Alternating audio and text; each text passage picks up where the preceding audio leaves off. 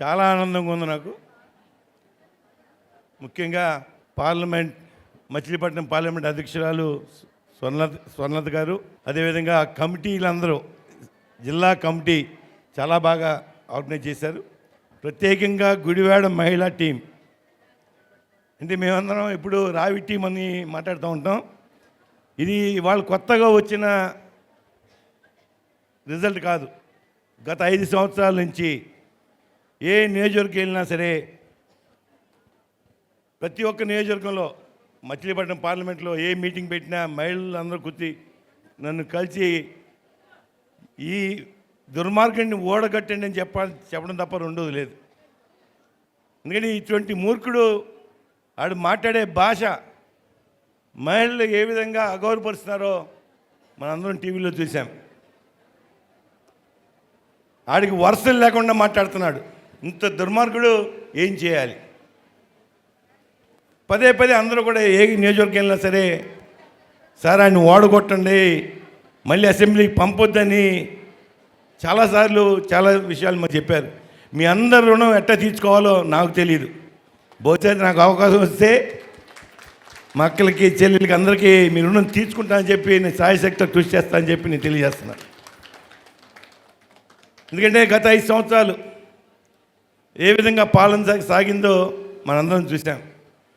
భారతదేశంలో ఏ రాష్ట్రంలో జరగని విధంగా ఒక రాక్షస పాలన చూస్తున్నాం, అరాచక పాలన. ఆఖరికి మహిళలను కూడా చూడకుండా ఏ విధంగా మానభంగాలు కానీ, మొన్న అమరావతి రైతుల మహిళలను ఏ విధంగా రోడ్డు మీద పోలీసులు లాగి లాఠీ దెబ్బలు తిన్నారో మనందరం చూసాం. ఇటువంటి సమయంలో మీ యొక్క మద్దతు చాలా అవసరం. అది బహుశా సైకోకు తెలియదేమో జగన్మోహన్ రెడ్డికి. ఏదో అనుకున్నాను మహిళలు అంటే. ఇప్పుడు నేను కూడా జిల్లా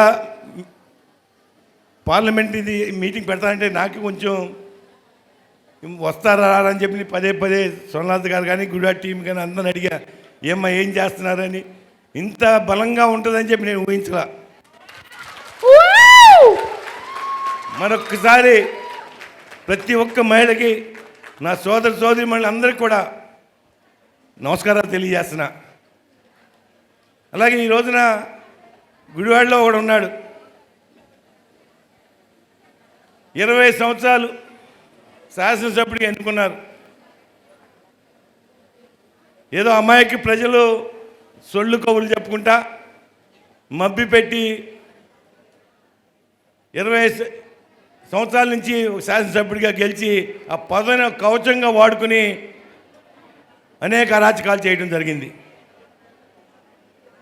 ఇక ముందు సాగవు. నాని పని అయిపోయింది, ఓడిపోతున్నాడు. అవునా కాదా? అవును. ఖచ్చితంగా. నేను దగ్గర 25 రోజుల నుంచి నియోజకవర్గ స్థాయిలో పర్యటన చేస్తున్నాం. అందరినీ కూడా చైతన్యం చేస్తాకి శాయశక్తుల అందరం కష్టపడి పనిచేస్తున్నాం. ప్రత్యేకంగా మహిళలు కూడా ఈ రోజుకి నేను ఎక్కడికి వెళ్తే అక్కడికి, గ్రామాలకు కానీ వార్డుల్లో కానీ అందరూ నడుం బిగించి పనిచేస్తున్నారు. అంటే ఇదంతా ఆ కసి, ఈ దుర్మార్గుడిని ఏ విధంగా ఓడగొట్టాలి, మన పాత్ర ఏ విధంగా ఉండాలని చెప్పి కసిగా పనిచేస్తున్నారు. ఖచ్చితంగా నాని ఓడిపోతున్నాడు గుడివాడలో, మీకు మాట ఇస్తున్నా. మేము అదే స్ఫూర్తితో కొన్ని మిస్అండర్స్టాండింగ్స్ ఉన్నాయి, అయినా అన్నీ కూడా పక్కన పెట్టి ఒకే ఎజెండాతో ముందుకెళ్తున్నాం. మళ్ళీ చంద్రబాబు నాయుడు గారు ముఖ్యమంత్రి అవ్వాలి, రాష్ట్రం పాలన గాడిలో పడాలి. ఈ దుర్మార్గుడు 20 సంవత్సరాలు గుడిలో సృష్టించిన అరాచకాలను అంతం చేయాలి. నేను ఆయన్ని వదిలిపెట్టను. రేపు అధికారం వస్తుంది, మనం గెలుస్తున్నాం. ఆడు చేసిన అన్ని దుర్మార్గాలను ఎండగడతాం, రోడ్డు మీద లాగుతాం. మీరందరూ ధైర్యంగా ఉండండి. ఎందుకంటే ఇవాళ అధికారుల్ని, పోలీసుల్ని కానీ అధికారం అడ్డు పెట్టుకుని అనేక అరాచకాలు చేశాడు. ఇందాకే బయట పోలీసులు కనబడితే, ఏరా ఇంకా మీకు తీరలేదా మా మీద పగ అని చెప్పి మాట్లాడా. ఎందుకంటే ఇవన్నీ వాళ్ళ స్వార్థానికి వాడుకుంటున్నాడు. కొన్ని వేల కోట్లు దోచుకున్నాడు ఆడు. ఖచ్చితంగా నేను మహిళలందరికీ ముఖ్యంగా గుడివాడ నియోజకవర్గ మహిళలకు విజ్ఞప్తి చేస్తున్నా, మీ భవిష్యత్తు మీ చేతుల్లోనే ఉంది. ఎందుకంటే ఈరోజు రాష్ట్ర పాలన గాడిలో పడాలంటే ఒక్కసారి చంద్రబాబు నాయుడు వల్లనే సాధ్యం అవుద్ది. సంపద సృష్టించగలడు, సంక్షేమ అభివృద్ధి కార్యక్రమాలు ముందుకు తీసుకెళ్ళగలడే ఒకే ఒక్క నాయకుడు చంద్రబాబు నాయుడు గారు. అటువంటి నాయకత్వాన్ని మన పిల్లల భవిష్యత్తు, మన రాష్ట్ర భవిష్యత్తు దృష్టిలో పెట్టుకుని అందరూ పనిచేసి ఈ ప్రభుత్వాన్ని కూలగొట్టండి, కొడాలి నానిని ఓడగొడదా అని చెప్పి అందరూ కూడా విజ్ఞప్తి చేస్తున్నా. ఖచ్చితంగా మీకు అన్ని విధాలు అండగా ఉంటాం. ఎవడిని పిచ్చి ఆశలు వేసినా ఎవరిని వదిలిపెట్టాం. మీకు పూర్తిగానే నేను కానీ రాము కానీ గుడివాడలో మహిళలకి ప్రత్యేక ఇంత పెద్ద ఎత్తున చేశారు కాబట్టి మీ అందరికీ మీకు పనిచేసి పెడతామని చెప్పి మేము మాటిస్తున్నాం.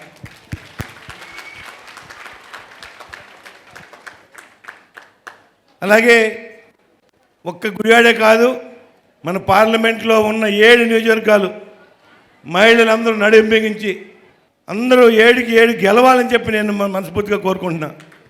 అది సాధ్యం అవుద్ది, అది కష్టమేం కాదు. ఇంకా మనకు సమయం ఉంది. 30 నుంచి 45 రోజుల మధ్యలో టైం ఉంది మనకి.